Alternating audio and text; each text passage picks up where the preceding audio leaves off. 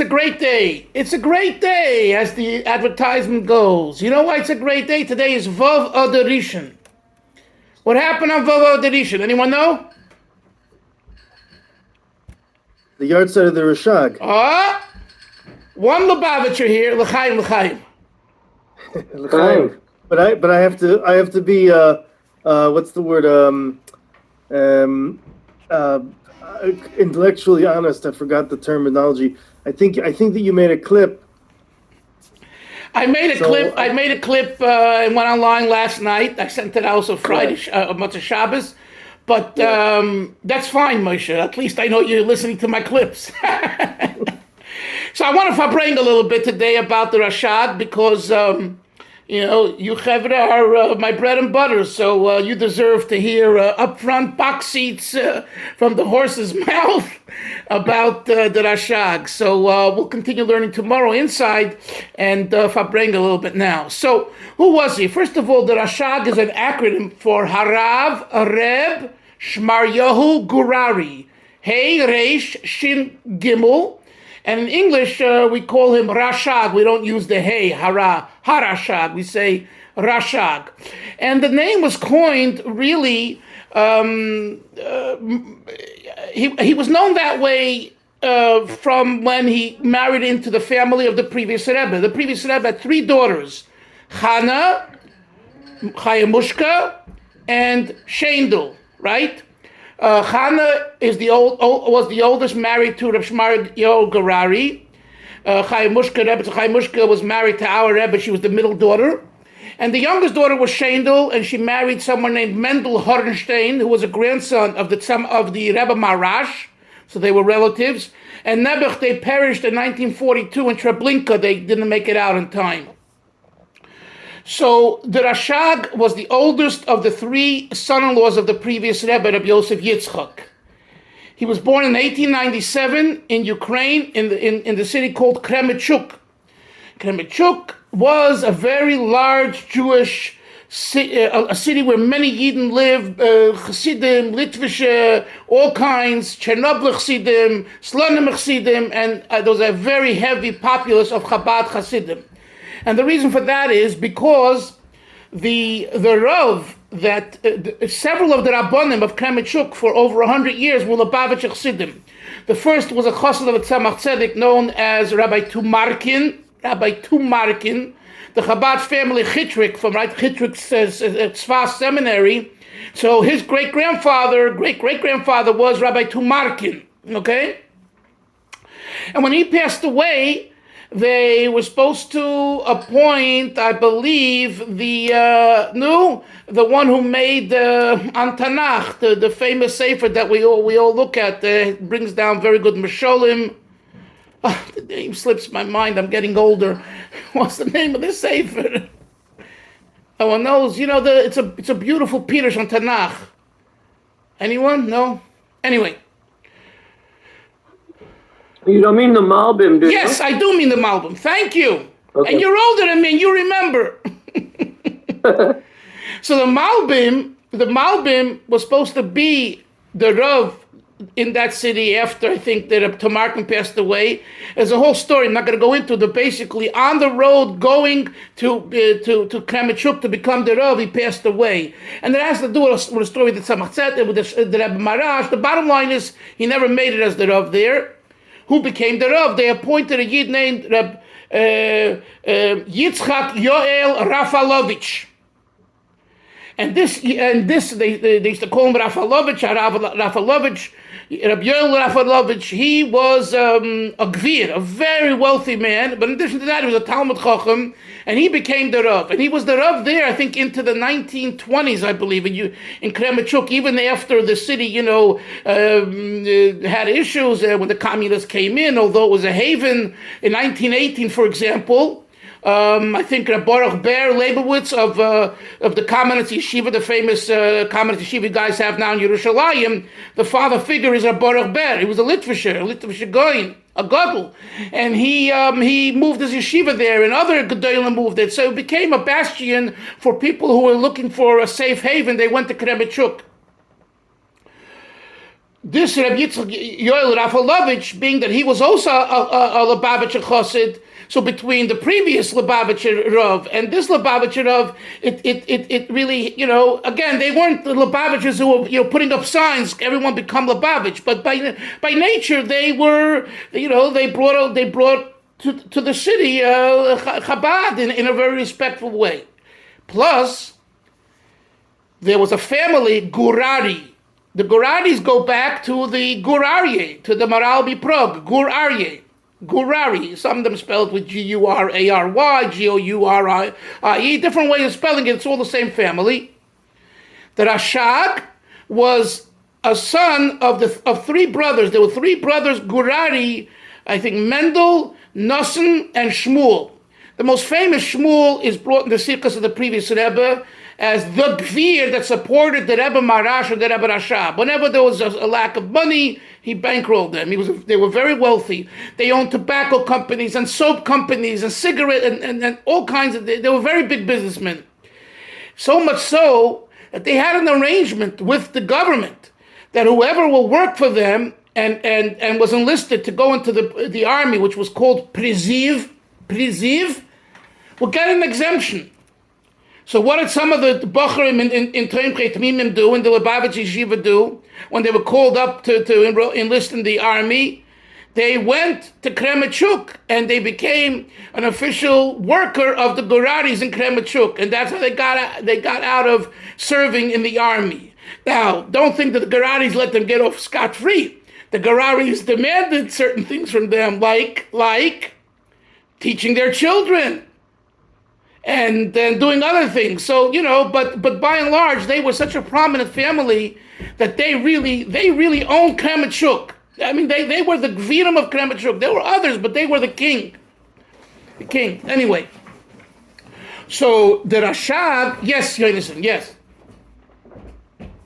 Yeah, the Gurari family that I know from South Africa, how do they fit into the picture? The same. So, the Gurari family from South Africa's father was Reb Shmerel Gurari, who was the Rashag's cousin. Wow. So they're all cousins. Reb that Gurari there, and that Gurari's father, and the Rashag, and Reb Zalman Gurari, the one who lived in Crown Heights, they're all cousins. And their fathers were three brothers. The one that's most known is Reb Shmuel Gurari. You'll see his name mentioned. And there's a niggin that they call Reb Shmuel Gurari's niggin. Anyway, let's go on. Okay. So he's born in 1897. The way the Guraris worked, they hired private malamdim. These were like the elite people. They had plenty of money, so they can hire the best malamdim. They hired private malamdim.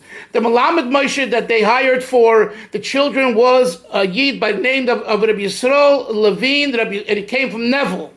He was a Lubavitcher Chassid from Neville. The Neville Chassidim were very, very sharp, outspoken Chassidim. They didn't mince words. I'm not going to use some of the words that they would use when they were Farbrengen, but they were just, they said it, but yet they were very heartfelt and loving. They didn't take any shtick, and they just said it the way it is. So one of them, Rabbi Yisrael, he was hired and brought to Kremenchuk as a private melamed for the children of the Guraris. And the Rashag actually had him as a teacher. How do we know that? Well, we know it because of that fact. But we also know it in 1947, the Rashag was sent by the previous Rebbe to Poking, Germany, to a DP camp, where there were many Yidden, including Lubavitchers. And he met Rabbi Yisrael Nevler. And he hadn't seen him for years. His Melamed. And the Melamed saw him, and the Guraris, they dressed very, very elegant, very stylish. And they also, many of them left frontal hair here, which I think I've told you in the past. In Chabad, that's like one of the three greatest sins is to have hair here. It's called a chup. Have you ever heard the word a chup? I don't even know what the English word of the equivalent of a chup is, but it's basically frontal hair here. And why? Why? Because it represented style and modernity. When I was growing up, I heard this from my father, and he gave me not only a one or two number haircut, taking off most of my hair, all my hair, but he said no chup, and I didn't have a desire to have a chup, but that was something that was important to him. And why was it important to him? Because he heard it in yeshiva, in Lubavitch Yeshiva in Eretz Yisrael, in Lud from 1950 to 58. So he grew up with that, you know. So the Geraris did have chups.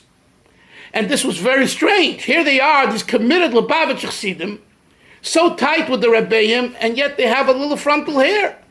And the way we were told, again, I didn't have a direct conversation, not that they would tell me, is that because of their position in Kremenchuk and in years before and years after with government officials and businessmen, they felt they need to really, look sharp, and the little frontal hair gave them the extra, touch to get through certain doors. Again, and kind of they had this, they felt, or they had this permission to dress that way, and they all kept full beards. But they rolled it up nicely, and like some of our dear students here, very nicely. So it's combed, and it's nice. It's not a wild beard like my beard, because of the position that they held. So when Rabbi Gerari, when the Rashag met his Rebbe in Kremenchuk, his Rebbe took the opportunity to say, "What do you do? What's with your chup? What are you wearing a chup for?" He was a Nevler, so he just told his student he didn't care that he's the Rebbe's, the previous Rebbe's son-in-law, and he was sent by the previous Rebbe to help him and his friends. He don't care. You're wearing a chup, and this is outrageous. Get your chup off. Anyway, the bottom line is that the Rashag. Yes, you understand? Yeah, go ahead. You understand? You didn't. Yeah, go ahead. When I lived in New York, the Baskins married Gerari. Yeah. And I used to go with them to Neville. They had a bungalow colony in the Catskill called Neville. And they used to Farbrengen. Oh yeah, no, they enjoyed they enjoyed the vodka. The Neveler could drink. Yeah. No, Okay. They have some good meat over there, very good meat. They own the butchers. Well, because they were Bashkins and Neveler, and they owned they used to be. What are you talking about? They gave free meats. Anyway, let's go back. So after he has this Malamed, his father sent him, like his cousins, to the Lubavitch Yeshiva in Lubavitch. I figure he came to Lubavitch probably in 1911 or 12, because the way it was is you didn't go to Lubavitch till you were about 13 years old. So he was born in 1897. He got there, 1910, 1911, something like that. Anyway, he learned there. In 1915 or 16, he learns from Smicha with Rabbi Yeshaya Denberg, who was one of these students who went to Kremenchuk to be exempt from the army. So the Rashag, I guess, in 1915-16, he would be already, 18, 19 years old. He went back home, and he learned with Rabbi Denberg for Smicha, and he got Smicha. Then in 1919, he becomes, he's handpicked by the Rebbe Rashab. Before his passing, he gave his approval that he should be the chassan for his oldest granddaughter, Chana Schneerson, the previous Rebbe's daughter, Chana. And they marry in 1921. Okay, so year to two, they're engaged, and I don't know. I assume the reason is because of the turmoil. They couldn't, they weren't settled. Because and then the Rashab passed away. So once they went to Rostov and they calmed down, they settled, they opened the yeshiva there. It was easier to deal with the marriage. He gets married in 1921, and he's appointed by the previous Rebbe as the Menahel Poel. Those are very important words in the Chabad lexicon. Menahel Poel means administrating principal, or in today's vocabulary, you would say the chairman of the board. Because who is the Nasi of the board? The president, the Rebbe of the time, the Rashab, the Rayatz, and then our Rebbe, each took over being the president of the yeshiva, of the Lubavitch yeshivas worldwide. So when the Rebbe Rashab appointed the previous Rebbe as the chairman for the yeshiva in 1897 when he opened the Lubavitch yeshiva. Then when his son took over in 1919, he appointed his son-in-law, oldest son-in-law, because he didn't have any sons, as the chairman. And he was the chairman of the yeshiva, my friends, until 1989 when he passed away. And even then, the Rebbe said, one second, Moshe, that he continues to being the chairman, although he's not a soul in a body. So these are Lubavitcher Rebbe words, and that's the way it is. You can accept it, not argue, but the Rebbe said he remains the chairman of the yeshiva in a spiritual way, and everyone else works under him. Yes, Moshe. Yeah, Rabbi Dalton, I've heard that maybe could you tell us a little bit about the differences between the Chasna in 1921 and then the Rebbe's Chasna? I heard that the Chasna of the Rashag was very muted. Yes, I'll tell you just briefly what I know, what I heard. As I said, this was 1921. The situation was still a very raw a fluid situation. They had to run away from Lubavitch to Rostov. So they ran away in 1915, but it was turmoil. I don't have to tell you what was going on. 1917, the revolution, and that, by the way, at that time, the Geraris lost all their money as well as everyone else, and that's when the Geraris and many others left Kremenchuk and they went to the inner city with the Rostov. So just one second. So his wedding was on the like you say, it was on the low key side. They didn't have money. I mean, it was terrible times. Whereas when the Rebbe got married in 1928 in Warsaw, right? It was a whole different situation. There was a hustling, bustling city full of Yid and Chassidim, everyone running around. It's the cosmopolitan. It was the hub of Yiddishkeit. Warsaw, 1928, and the Rebbe already, although he was still in Riga, but he had people there, and you see that he traveled from Riga with his family to Warsaw to make the wedding because he wanted a bigger wedding, a nice wedding for his daughter. It's not that the way some think he didn't want it for the older daughter. Of course he did, but the situation on the ground was otherwise. So that's what I can tell you. Yes, Hillel. I just wanted to mention that I just saw an item in the news, I think this morning, that Rostov is currently under threat from this threatened Russian invasion. So it's back in the news. Why Rostov? I mean, Rostov is in Ukraine today? Velvel, Rostov is in Ukraine? No. I'm not sure. I think it is in Ukraine. I'm not sure. No, it's not. It's not. Are you sure, Hillel, are you sure you saw Rostov? The name Rostov? Is what we call Rostov the same as what's called Rostov on Don? Yes. Yes. That's okay. in Russia. That's in Russia. It's in Russia. It's in Russia. So what you saw that Rostov is in? You must not read. I didn't pay close attention. No. Read it and let us know tomorrow because that's very surprising. We know the Ukraine they're going to attack, but anyway, just a matter of time. It's not a joke. It's not a joke. Be a lot of bloodshed. Anyway, yes, Yonis.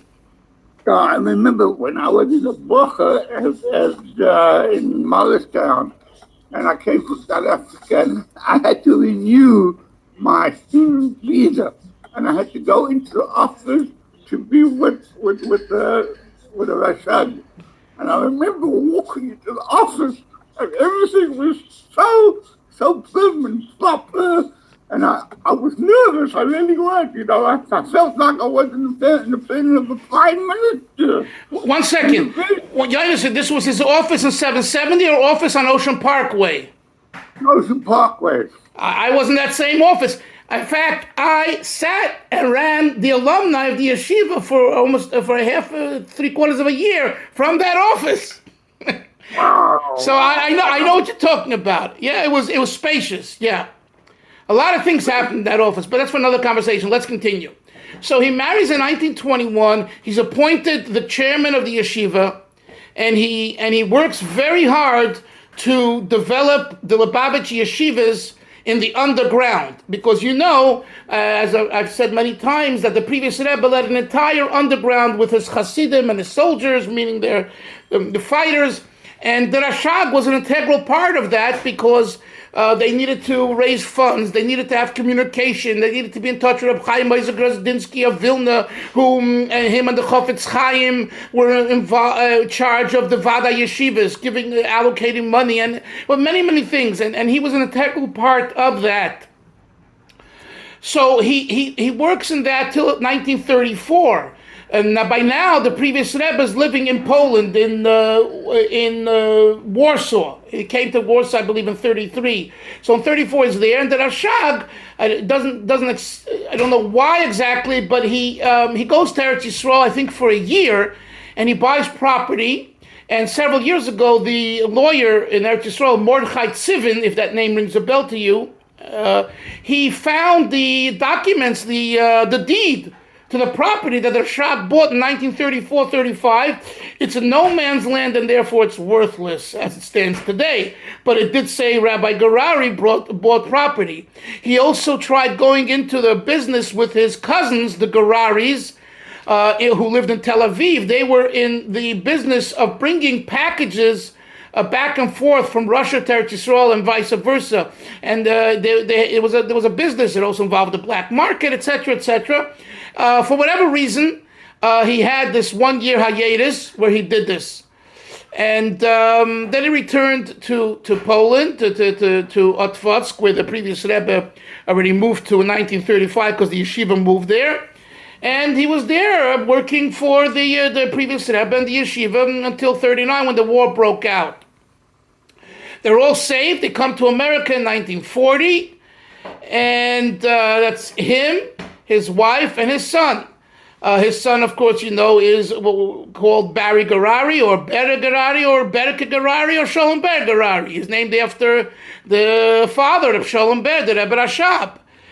And we'll talk a little bit about that later. Anyway, they all come to America, and here, but yet in 1939, while the Rebbe is still in Poland, in Otvatsk, he names the Rashag to head what's called Agudas Hasidei Chabad, Aguch, A-G-U-C-H, Aleph Gimel Vav, Dittos Ches. Agudas Hasidei Chabad is the umbrella organization for all of Chabad. That was established, I believe, by the Rebbe Rashab yet, and the Frierdiker Rebbe ratified it. And in 1939, in the 30s, in America, Rabbi Yisrael Jacobson became the menahel, like the director of Aguch in America. He was a very big activist. However, in 39, I guess the previous Rebbe was thinking about coming already to America. That itself is something that I wrote about in a book that's coming out. When did the previous Rebbe think of coming to America? Why and when and how? It's an interesting discussion. Anyway, he comes to he appoints the Rashag, and he basically asks Rabbi Jacobson to transfer all directorship of Aguch to Rabbi Garari, which he did. But it only takes place, really, when he comes to America a year later, when he runs away from the Nazis in Machshemam, and he comes to America. He becomes the director of Aguch. He prints up stationery. It's under the previous Rebbe, and there's a list of board members and secretaries and treasurers and everything else. It becomes kind of an official organization of Chabad Lubavitch in America. But that was not his main activity. His main activity was the yeshiva. I came across, I printed it as well, an article in a newspaper called Americana, The American. It was a Yiddish newspaper that came out in the 40s. And it says there's a write-up on the Lubavitch yeshivas, and it says that the Rashag directed and headed 14 yeshivas in Buffalo, in Rochester, in Philadelphia, in Boston, in Chicago, etc., etc. 14 yeshivas, okay? And they have a picture of him, and he looks very royal and regal. He wore a top hat. He was a very regal man. I don't know if you remember, but during the week he used to wear a gray sirtuk, kapota. He didn't wear a black one during the week. I would see him in a gray one. In other words, he was very stylish. Like I told you, it runs in the family. And he really, really was in touch with the wealthiest people in the United States. How do I know this? I'll tell you how. When I was hired as alumni director for the Lubavitch Yeshiva, when I came back from California in 1996, so they said I should work out of the Rashag's office. He had passed on in 1989, and his office was empty all those years.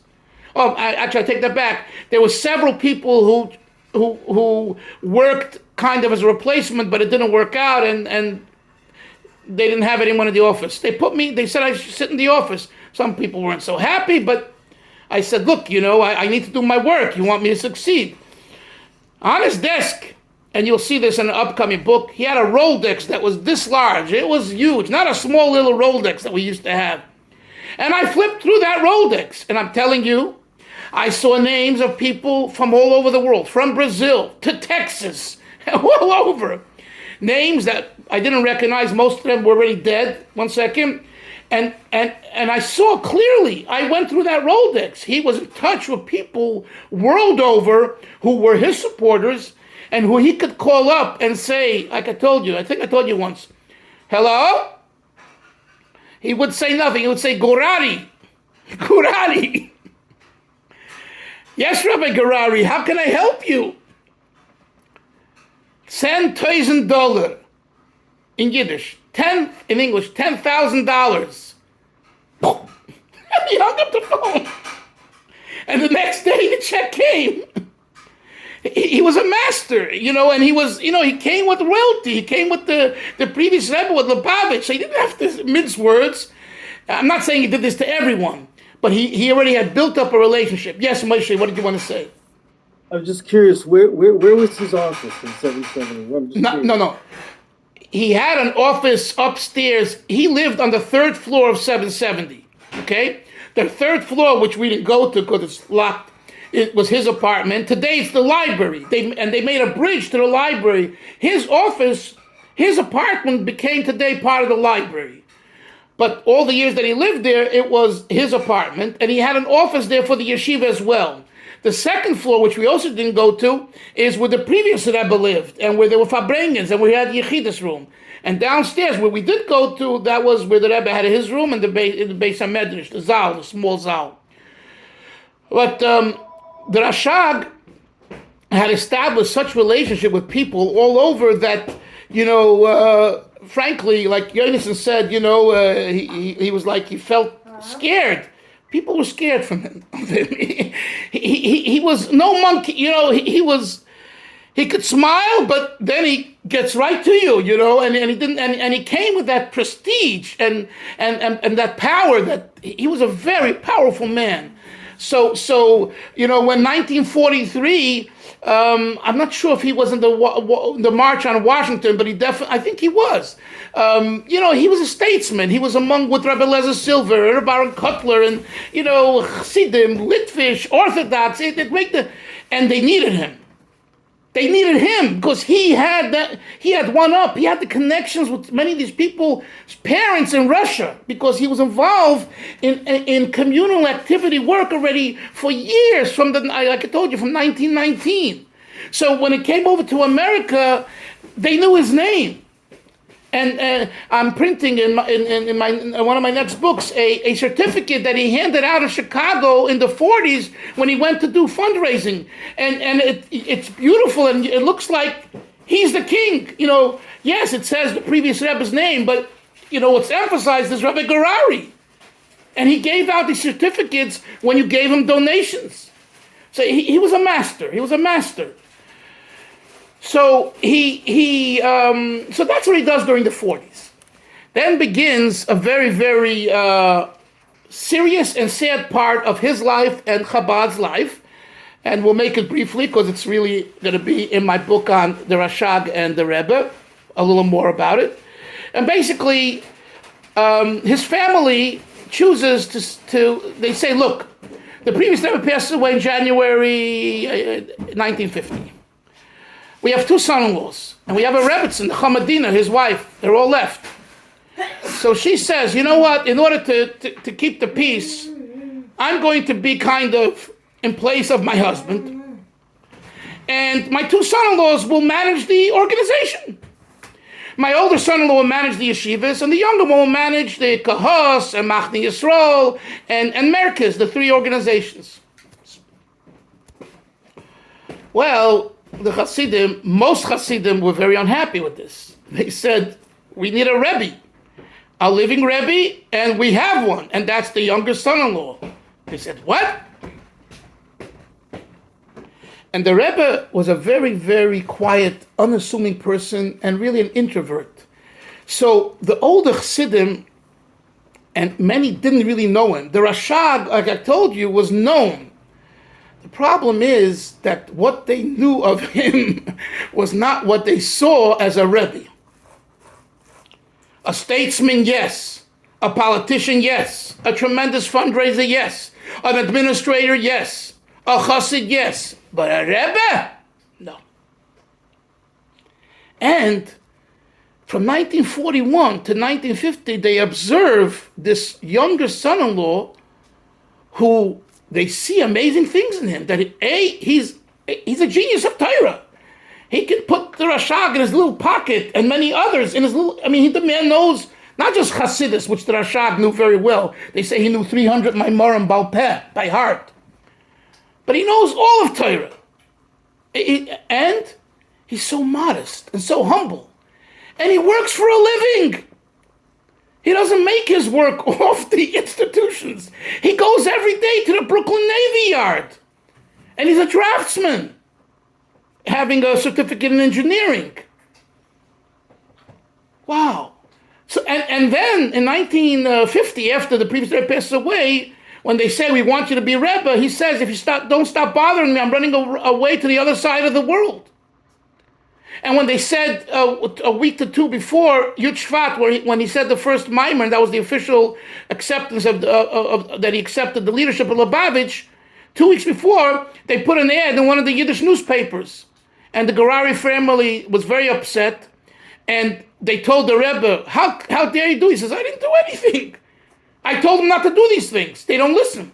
And he went over to some of the older Chassidim and he said, what right did you have to publish an article, a newspaper ad that I'm accepting the leadership of Lubavitch in 2 weeks at a Farbrengen, the first Yahrtzeit of the previous Rebbe?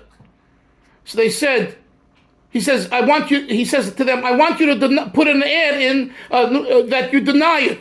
So they said to him, what should we deny? That we don't want you as a Rebbe? It's not up to you, my friend. Sorry. We want you as our Rebbe. It's nothing, you can't deny that. And guess what? The Rebbe walked away. He couldn't refute that. What should he say? He walked away. He wasn't happy, but he couldn't refute it. And 2 weeks later, he officially accepted. Well, this really, got the Geraris very, very upset. But as the months went on, the Rebbetzin, the Chamadina, the previous Rebbe's wife, she was a smart lady, and she saw clearly that this is what most of the Hasidim want. And she wrote, and I'm printing the letter in the next book, in the book about him and the Rebbe, that she wrote to someone who was not for the Rebbe, wanted the Rashag in Eretz Yisrael. And he was a prominent person, a Chassid of the Rebbe Rashag. She says, this is what Hasidim want. May God help them and God help him to be successful. In other words, she conceded. That's the way I see it. She wasn't happy about it at that time, but she conceded. But then there was the issue of the yeshiva. So they set up a committee called Vad Lubavitch. And this committee, its job was to transfer all ownership of any organization that wasn't under the Rebbe's control to the president, to the Rebbe. And they wrote a letter, a 3-page letter to her, to say that your son-in-law, the Rashag, we respect him and he has a position, but the yeshiva, he has to give over the keys to the yeshiva, the ownership of the yeshiva to the Rebbe, like it was with all of our Rabbeim. She didn't accept it, and she wrote to people. But it didn't help, because this committee convinced him, and within 2 years, the entire yeshiva was under the Rebbe's, what's called Nesius, his leadership. And the stationary of the yeshiva said, Tachas Nesius, under the leadership of the Rebbe's name, the Rebbe of Lubavitch, and the Manayel Poyel is the chairman, is Rabbi Garari, on and on. And from that day on, he started to come to Farbrengens. Initially, he did not come to the Farbrengens, and it was smooth sailing until 1985. So you're talking about 33 to 35 years that things were quiet. I'm not going to say there weren't issues. There were issues that, not with him, but his family, they, I don't want to go into it, but they made the Rebbe's life, they gave him a hard time. If he wanted a sefer, he couldn't go himself and get the book. He had to check with the librarian. He's the Lubavitch Rebbe. He has thousands of Hasidim, and he has to check with a librarian if he can have a book of a library so he can prepare a sicha, a talk to give to Jewish people. Could you imagine? That's the way it was. And the Rebbe was so humble, he didn't want to fight. So him and his wife made a policy just to keep it quiet. And I want to tell you something else that's interesting, and I think Rabbi Steinsaltz writes it in his book, My Rebbe, and it's a good point. The Rebbe Chaim Mushka never came to a Farbrengen. We never saw her. Not only in my time. You're talking about from 1951 to 1988. She never showed up. What is this? Her husband, yes, Yonason. The only time I saw her was when the Rebbe had the heart attack. And she came to 770. And that was the first time I ever saw her. Right. So why didn't she come all this time? Because she didn't want to rock the boat. She didn't want that people should make a big issue about her because it would offend her older sister. That's what type of love and shalom she and the Rebbe had, that they kept the peace all the years, even though, I'm telling you, they were stepped on. Okay. But then comes 1985, and all of a sudden, we hear from someone in Eretz Yisrael, actually, who was a buyer of antiquities, antiques, and old Svarim, and he comes across books that seem to be from the Lubavitcher Library in 770. He notifies the librarian in Crown Heights, and they realize there are books missing from the shelves. They install cameras, and one day they see 3 people walking out with books from there. Barry Garari and 2 Bocharim, 2 yeshiva students, who helped him. What he said to them, how they arranged it, I have no idea. And they told the Rebbe, and excuse the expression, all hell broke loose. That was it. And the Rebbe said, you're not starting up with me, you're starting up with the Alter Rebbe and all the Rabbeim. And that famous sikh of Yud Beis Tammuz, 1985, he said, those that are holding the Svarim in their hand are holding a bomb. The Rebbe used that word. And it can explode. So all of a sudden, people sent back, and there was all kinds of, sent back, and they wanted money, some got, some didn't. It's a whole parsha. But that was the only reason that the Rebbe made it public. And by the way, he spoke to the Rashag privately, and he spoke to a group of Hasidim, and he said, please intervene so I don't have to go public with this. They tried, but to no avail. The Rashag was on the Rebbe's side. The Rashag didn't authorize it. His wife, Hannah, felt it's her inheritance. It's her and her sister's inheritance. They are the 2 surviving daughters of the Rashag, of the Rebbe, of the previous Rebbe. And the Rebbe argued, it's not yours, it's not mine, it's ours. It belongs to Agudas Chida Chabad, to the Chabad movement. And it should be there. And that became the broil, and that became the court case. And this is where everyone says that the Rashag earned Gan Eden overnight. He sided with the Rebbe against his own family, against his wife and his son, and Chaim Lieberman, the librarian who was very close to them. And to do that is amazing. And it shows that he really became a chassid of the Rebbe. The Rebbe Tzal Chaim Mushke is quoted to have said, and I believe it, my husband's greatest chassid is the Rashag, Reb Shmaryo Gerari. He's my husband's greatest chassid. And if you think about what he did in 1985, 86, 87, when he went, you'll see. And the proof is in the pudding. What's the pudding? That in 1988, he wrote a will, and I'm printing the will in my book, Emet Hashem. He wrote a will, a 2-page will, a legalistic one, a practical one, and basically he says there, Yoini, all my possessions I give over to Agudas Chassidei Chabad. And no one can change it, and it's very clear who he means, his own family. And that's the way it was. And what did he have? One second. What did he have? I heard from someone who was his attendant, he passed away with $50,000. The man could have been such a millionaire because they raised he and his staff raised tremendous amount of money. And he deserved a big salary. All to the yeshiva. And he passed away with a few dollars, right? So he had also manuscripts of the Rabbeim, which he got as when he came into the Schneerson family. And he gave that all to Agudas Chassidei Chabad. It's today in the library. I heard that in the grapevine that the Rebbe told him that according to Jewish law, you need to give something to your son, and therefore you should give him something too. The people don't know about that, but I heard that was the case, and he gave him a few svarim, a few things, So he merited building a yeshiva besides Ocean Park, where you were on Crown Street. It exists today. It has several hundred students, and that's his legacy. There's a lot more, but this is what we can fit into our time. Now, who had a question? Yoini, you did. Go ahead. Yoini, you want to say something?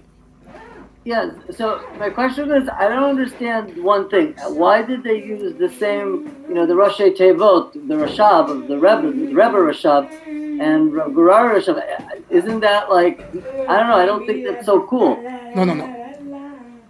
Rashab is Reb Sholem Ber. Rashag is Rashmaya Gorari.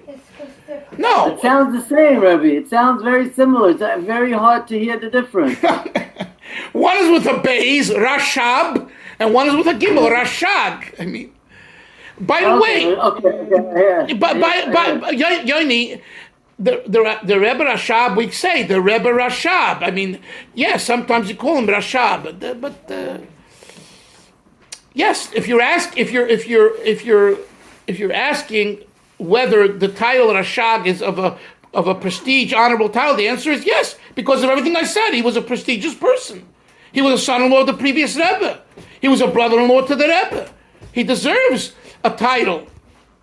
By the way, the Rebbe was called from 1940 to 50, or from when he married, Haramash. Harav Reb, the Rebbe's first name, M, right? Schneerson. So it was common. Why did they stop? What? Why did they stop that? So why was that stopped? Because now he became the Rebbe. That's the point. But they were all the Rebbe. Every single one was the Rebbe. It was no. So you called the Rebbe Rashab. You're right. Okay. The respectable way is to say Rebbe Rashab. Yes, you're right. Rebbe Rayatz, Rabbi Yosef Yitzchok, and our Rebbe. That's respect. That's the most respectful way to say it. Correct. And not just Rashab and Rayatz. You're right. In fact, most times when I write Rebbe Rayatz. Sometimes the sentence doesn't fit or whatever. I just say Rayatz. I mean, they were chassidim. If they heard you say Rayatz or Rashab, they would smack you. You're right. You're making a good point, and it's important to mention. He's right. It's not the most honorable and respectful way to call your Rebbe by an acronym Rashab Rayatz. So they would say HaRebbe Rashab or HaRebbe Rayatz. Moshe, you wanted to say something? No? Yeah, I was just curious. Just going forward. I mean, I know it's a challenging element, but we know that the Rebbe Gorari passed away in 2007. 2006? Five, I think. 2005. Does he have any offspring? He has two adopted daughters. He doesn't admit to that on the video that he did with the Shoah Foundation. He calls them daughters, but they were adopted. Just yesterday, I heard that one might have been from a Jewish mother and one might have been from a non-Jewish mother. I don't know that, so it's speculative, and I don't have any proof to that. But that they are adopted, everyone knows that they're adopted. Very fine people. One is married to a prominent cardiologist who lives in either Teaneck or Englewood, New Jersey. They're Shomer Shabbos. He's a Yodea Sefer. I think he's actually printed some books on Torah in English, and he's a prominent cardiologist. And that's one daughter. The other daughter I don't know much about. That's what and they have children, but those were not his biological children. He did not have any biological children, so at this point there is no living offspring from the previous Rebbe. Right. Yes. Yeah, I call the Rebbe Mamash. I call him Mamash. You call him Mamish, okay? Mamish. Man. Yeah, but so you say Rebbe Mamish? That's what you say, Rebbe Mamish? I call him Mamish because he was a real thing. Okay, that's your feel. I've never heard that, and it's definitely good for say l'chaim if I bring about it. And I'm not here to tell you how to call him, but because you're genuine, and if that's what talks to you, God bless you. I heard that in Morristown. Rabbi Lipsker. Oh, Rabbi Lipsker? Okay. Avram, was this informative?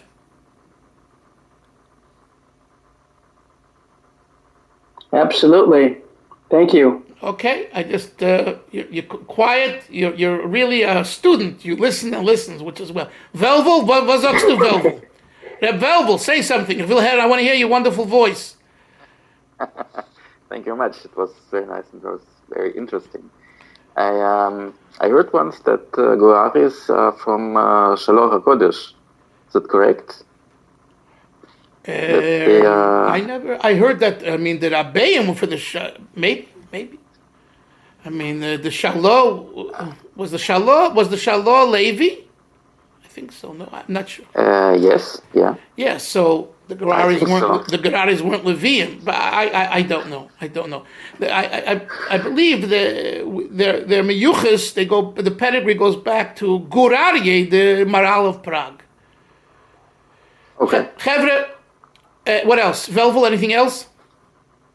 No, thank you very much. Okay. So anyway, Happy to be here again. Yeah, thank you. Shtickle Farbrengen, and there's more to come. But I didn't say a lot of this much on the clip that I did, which was only 10 minutes.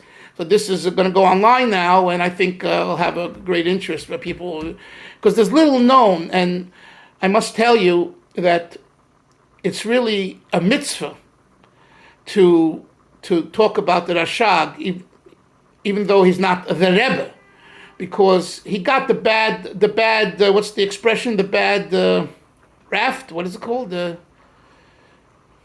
got the bad end of the stick. Yeah. The short end of the stick. He got the short end of the stick, and it's not right, because what he did, he should be put up on a pedestal.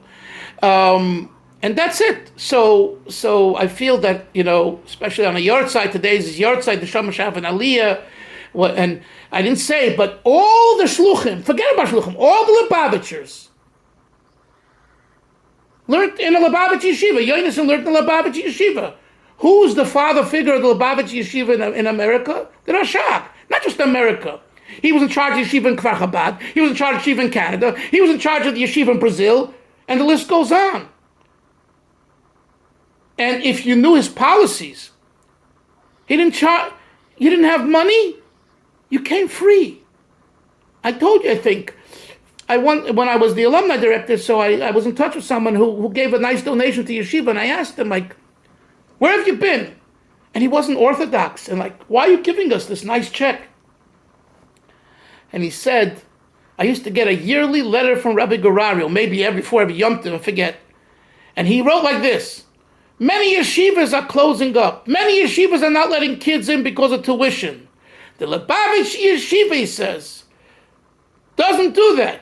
Every child is welcome. You do have money, you don't have welcome. And we don't close our doors. And he told me that this left an impression on him, that one day when he will start giving nice tzedakah, he wants to give it to this yeshiva because of what he read. This is what he told me. And he started to give nice tzedakah. So and I know from my own family and others where you'd come in for tuition, the person who was appointed by him to collect tuition would say to you, so-and-so, how much can you afford? He said, you can afford $1? I'll write down that you can afford $1, you're paying $1. You can afford $5,000? I'll write down that. Whatever you can afford, you tell me. Have you ever heard of yeshiva where the parents tell the administrator, this is the amount I can afford? But that all came from the Rashag. And that came from the Frierdiker Rebbe. And that came from the Rebbe Rashab. And they said, Toim Chetmimim is about Ruchnius. Now we have to remember this. And today, this is so important because a lot of people in Lubavitch and in Toim Chetmimim are veering from this, where tuition becomes the first thing. And I understand times are different, and people need money, people have expenses, families have grown. I understand that. But it cannot change the credo of the yeshiva. And that is why my call to people today is, especially people who are philanthropists, invest money in scholarship funds so that people who cannot afford, your money will go and make it possible to them. This way, the Rebbes can get paid a proper salary, which they deserve and need, and at the same time, no child will be left behind. But in my days, with the Rashag, there was no such a thing. No such a thing. And this is how many non-Lubavitcher kids in Brooklyn, in other areas, joined our yeshiva. You know, you talk about people in Flatbush, in the Chaim Berlin area, in the Torah Vodaas area. They came, they were my classmates. What are they doing there? The answer is that either their parents wanted their kids to go to a Hasidic yeshiva, or they couldn't afford the tuition. And they knew that the Lubavitch yeshiva takes you in. That's it. And this is very important, very, very important. In all aspects, it used to be, I don't know if you ever know, but it used to be that we used to hand out free tefillin, free mezuzahs, Moshe, free. When the Rebbe started in the 1970s with the Mivtzoyim, the outreach, we gave away things for free. Rabbi Shlomo Kunyan, why do you think he was in a $17 million debt in the 80s? It's because he was doing things free. It all came crashing down. It's the 80s, the 90s, things have changed, but the credo cannot change. So somehow, you need to charge for a pair of tefillin. Get a sponsor, a fund, like Rabbi Lipsker in Miami. Shalom Ber Lipsker has a fund, a tefillin fund, where if a person wants to put on tefillin daily, and they don't have the funds, he will give you a free pair of nice large tefillin, not $100, $200 set. Yes, and he raised the money for that. But that was the mentality. The Rashag's mentality was, I need to raise the funds so that children and students should be able to come into our yeshiva and learn, whether the parents have money or not. And I think it's something that we need to really bring back, and emulate. And this is true in shuls, with memberships, and the whole idea is that Yiddishkeit, Torah, is not about money. It's about pnimius. It's about getting closer to Hashem. And you see the result of Yonason and thousands of others and myself are amazing because we were able to go into the yeshiva in a way that whether we had funds or not. Yes, the yeshiva made programs, and there were government programs, and they put you on this college governance grant, the Pell grants, and things like that. It's true.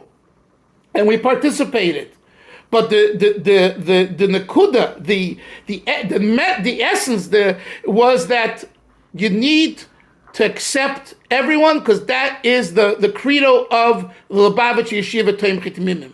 And that's why when someone, a boy or a girl, learns in a Lubavitch institution today, they have that holiness right there. Whether the English is good or the Hebrew is good or the Yiddish is good, you learn better. It's all shtuyat if you compare it to what the cornerstone of this institution is, which is soul, ruchnius. And just being in an environment of ruchnius with people who were trained with ruchnius and who live ruchnius is the best thing for the youth. And we talk about fallout, we talk about rebellion. I'm sure that if all the yeshivas would do this collectively, there would be less fallout because they wouldn't hear, oh, you can't come into school today because my parent didn't pay tuition. You know what kind of embarrassment that is to a child, to a student? It's gefährlich. Seminaries not letting you come in, playing with you. This is not right. And the Rashag kept to that motto. And I'm telling you, he could have easily gone another direction. But he didn't. And if there was no money, he said, the onus is on me, no one else. And yes, he wrote to the Rebbe, as I'm going to print letters, asking, I don't have money, and moaning and complaining, I don't have money, I need funds, give me a bracha. Absolutely. And the Rebbe was right there to bless him and to suggest to him, how did I become alumni? Because when he came to the Rebbe in 1957 and he said, I don't have money, the Rebbe looked up at him and he said one word, alumni. Do you have an alumni organization? Yeshiva University does. When Norman Lamb was the president of the Yeshiva University, he brought in $60 million in 1 year from alumni. $60 million. Lubavitch Yeshiva has been around from 1897 in America from 1940, and you don't have an alumni association? And I'm telling you, in those 3/4 of a year that I worked for the yeshiva, I started to develop, and I saw the benefit. There were people out there, and we made an alumni dinner, and I got someone from Manhattan, a wealthy man, whose nephew was a rebbe in our yeshiva for years, and he put down a nice check for the yeshiva. And I told them, this is just the beginning. There are thousands of such people out there. Just give it some time, and we can create a tremendous organization, and we can bring in a lot of money that everyone needs. So the Rebbe told the Rashag alumni. So the Rosh Hashiva, when I was in Los Angeles, he contacted me and says, listen, we need someone to do this. Would you be willing? And I was looking for a position that paid a full salary because my family was growing and I wasn't getting full salary, whatever. So I made the transition to work for the yeshiva at that time as the alumni director. But that came because the Rebbe would always tell the Rashag, alumni, where's your alumni? And here too, in 57, he didn't hire an alumni director. He got someone who was a rabbi in a shul and a macher to be a volunteer alumni director. It don't work, and it folded. You know the expression in English, you get what you pay for, right? Volunteers are wonderful, but you need to have someone on top who gets a salary and you take care of them, and they direct the volunteers. But anyway, the Rashag is gewaldig. Today is the Shama, which a bracha and the Shama of Reb Shmaryo ben Reb Menachem Mendel. She have an aliyah. She be zoichet chiyas hamesim with the Rebbe and all other tzaddikim and all of our ancestors to be back. B'yis Mashiach Tzedkeinu, bin Beis Hamikdash b'korav mamish. Have a great day, everyone. We've Farbrengen for an hour. Baruch Hashem. Say everyone. Take care. Amen. Thank you, Rabbi Johnson. Thank you. Bye. Good.